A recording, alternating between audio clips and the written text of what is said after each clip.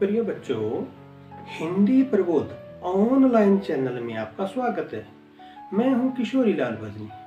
आज हम जमा दो हिंदी अभिव्यक्ति और माध्यम से अध्याय 4 कैसे बनती है कविता विषय पर पढ़ेंगे। मेरे चैनल पर लाइक तथा कमेंट्स जरूर करें।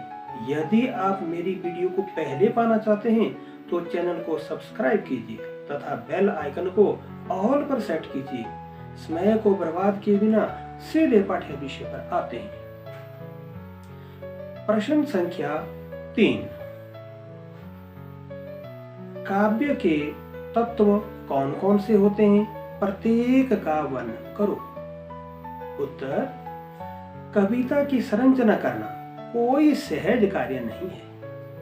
इसके लिए निम्नलिखित 4 तत्वों पर प्रत्येक कवि को ध्यान देना पड़ता है। इस प्रकार से हैं: नंबर 1 कल्पना तत्व, नंबर 2 बुद्धि तत्व, नंबर 3 भाव तत्व और नंबर 4 शैली तत्व।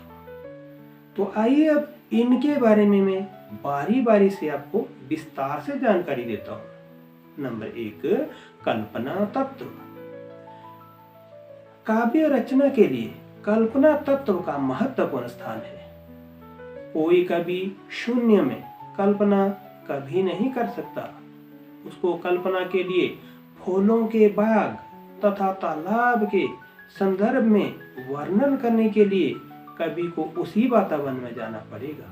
इसलिए कवि नागार्जुन ने मानसरोवर झील पर जाकर वहां के वातावरण को आत्मसात करके कविता का निर्माण किया।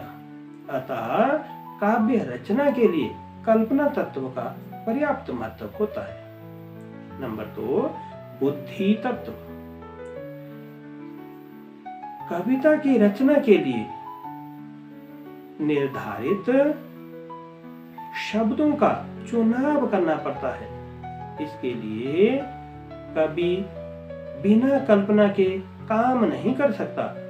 कवि को बुद्धि का सहारा लेना पड़ता है।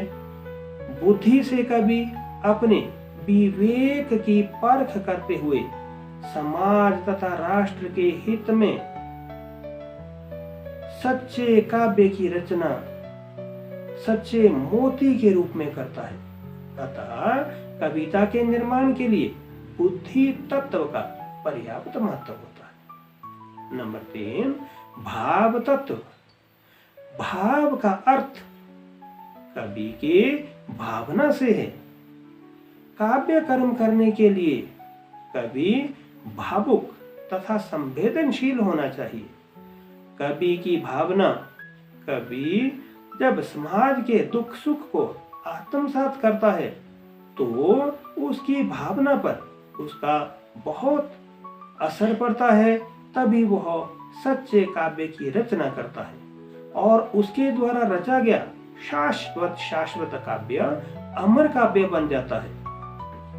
और अमर काव्य की रचना से कवि पाठकों के दिलों पर राज करने लगता है। अतः भाव तत्व का काव्य के निर्माण के लिए अत्यंत महत्वपूर्ण स्थान है। नंबर 4 शैली तत्व। शैली से अभिप्राय शिल्प से कहा जा सकता है। शैली शब्द को अंग्रेजी भाषा के स्टाइल के पर्यायवाची के प्रयोग में भी किया जाता है।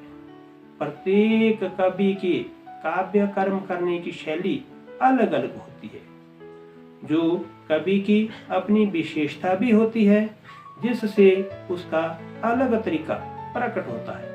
प्रत्येक कवि अलग अलग छंदों, अलंकारों तथा शब्द शक्तियों और रसों का प्रयोग करके कविता का निर्माण करते हैं। अतः शैली तत्व कविता के निर्माण के लिए अत्यंत महत्वपूर्ण है। अतः कहा जा सकता है कि कविता की संरचना के लिए इन 4 तत्वों का पर्याप्त महत्व है। यदि इनमें से कोई एक भी तत्व कम हो जाए तो काव्य की सही ढंग से रचना कभी नहीं हो सकती। इसके साथ आज का पाठ्य विषय यहीं समाप्त। आगे मिलते हैं इसी तरह के और भी बेहतरीन वीडियो के साथ। धन्यवाद।